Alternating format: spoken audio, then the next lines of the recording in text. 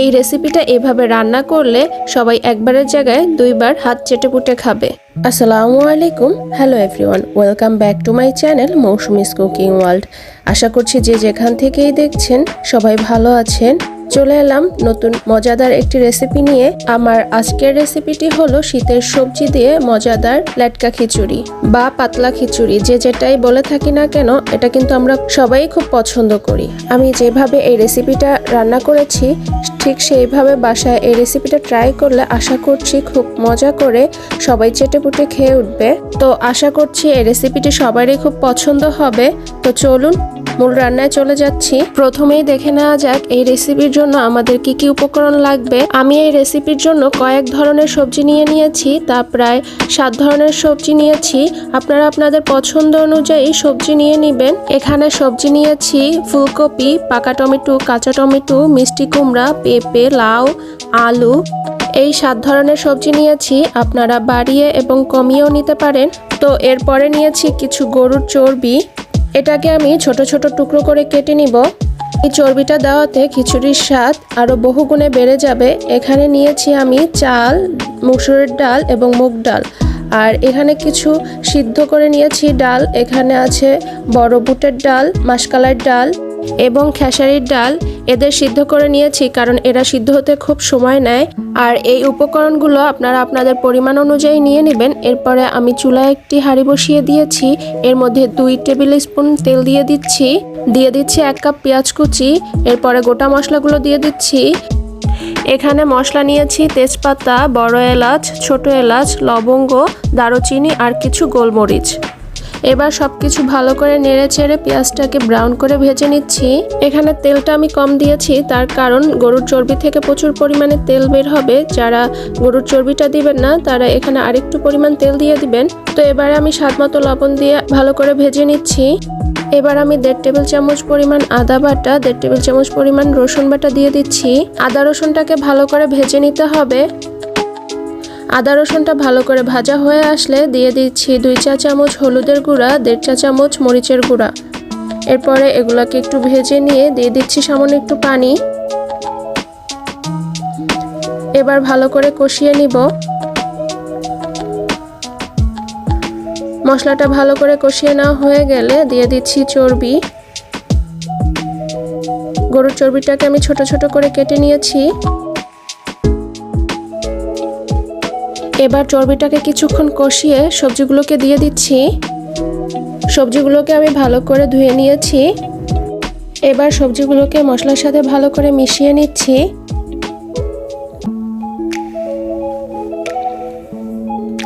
সবজিগুলোকে ভালো করে মশলার সাথে মিশিয়ে নেওয়া হয়ে গেলে ঢাকনা দিয়ে ঢেকে দিচ্ছি এবং ভালো করে কষিয়ে নিচ্ছি। এ পর্যায়ে ঢাকনাটা উঠিয়ে একটু নেড়ে চেড়ে দিচ্ছি যাতে করে সবজিটা লেগে না ধরে। এবার আবারও ঢাকনা দিয়ে ঢেকে রান্না করব সবজিতে পানি উঠে আসা পর্যন্ত। তো দেখুন সবজিতে পানি উঠে এসেছে। এবার আমি এ পর্যায়ে চাল এবং ডালগুলোকে দিয়ে দিচ্ছি।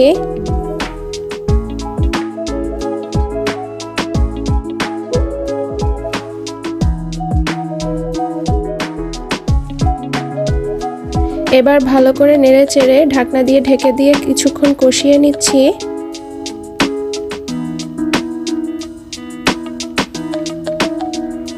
তো এ পর্যায়ে ঢাকনাটা উঠিয়ে আবারও একটু নেড়ে চেড়ে দিচ্ছি।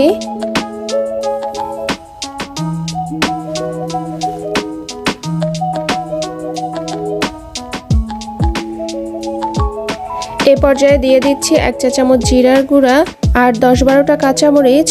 এবার ভালো করে আবারও একটু নেড়েচেড়ে মিশিয়ে নিচ্ছি।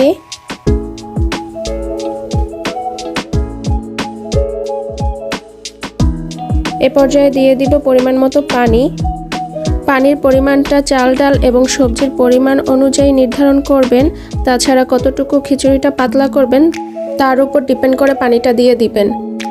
এবার ঢাকনা দিয়ে ঢেকে দিয়ে রান্না করব চাল ডাল ভালো করে সিদ্ধ হয়ে আসা পর্যন্ত। তো দেখুন পানিটা শুকিয়ে চাল ডালটা অনেকটাই সিদ্ধ হয়ে এসেছে। এবার ভালো করে কিছুক্ষণ নেড়ে চেড়ে দিব যাতে করে খিচুড়িটা তলায় না লেগে যায়। তো এ পর্যায়ে আমি একটা ডাল ঘুটনা দিয়ে খিচুড়িটাকে ভালো করে ঘুটে নিব।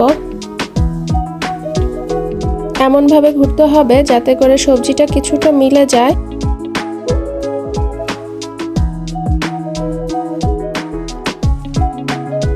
এই তো খিচুড়িটাকে আমার ভালো করে ঘুটে মিশিয়ে নেওয়া হয়ে গিয়েছে। তো বাগারের জন্য এবার আমি অন্য পাশে একটা চুলায় প্যান বসিয়ে দিয়েছি। এর মধ্যে আমি 1.5 টেবিল চামচ সরিষার তেল দিয়ে দিচ্ছি। তেলটা গরম হয়ে আসলে পেঁয়াজ কুচি দিয়ে দিচ্ছি 1/2 কাপ। এবার ভালো করে নেড়েচেড়ে একটু ভেজে নিচ্ছি। হালকা একটু ভাজা হয়ে আসলে দিয়ে দিচ্ছি রসুন কুচি। রসুনটাকে আমি থেতলে নিয়েছি।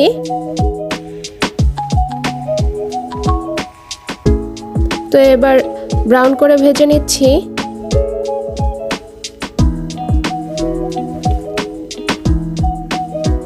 এই তো পেঁয়াজটা ব্রাউন করে ভেজে নেওয়া হয়ে গিয়েছে। এবার এটাকে তুলে নিয়ে খিচুড়ির মধ্যে দিয়ে দিচ্ছি। এবার ভালো করে নেড়েচেড়ে খিচুড়ির সাথে মিশিয়ে নিচ্ছি।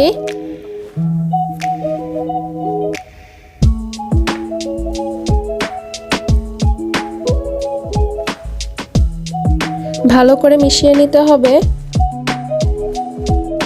সবশেষ দিয়ে দিচ্ছি ধনিয়া পাতা কুচি।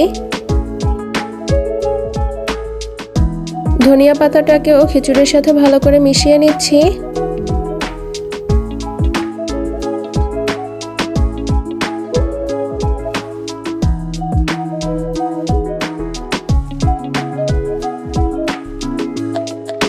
তো মিশিয়ে নেওয়া হয়ে গেল।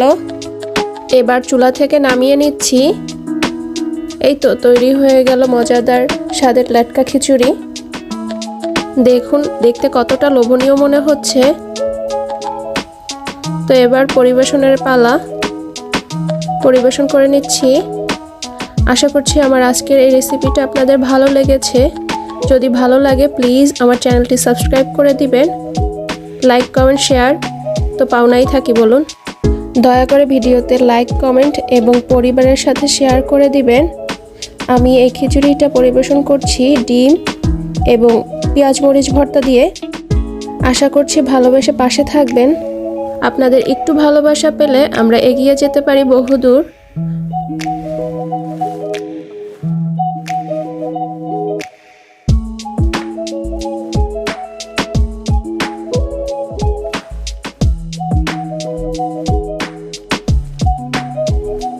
পরবর্তী ভিডিও দেখার অনুরোধ জানিয়ে এখানেই শেষ করছি।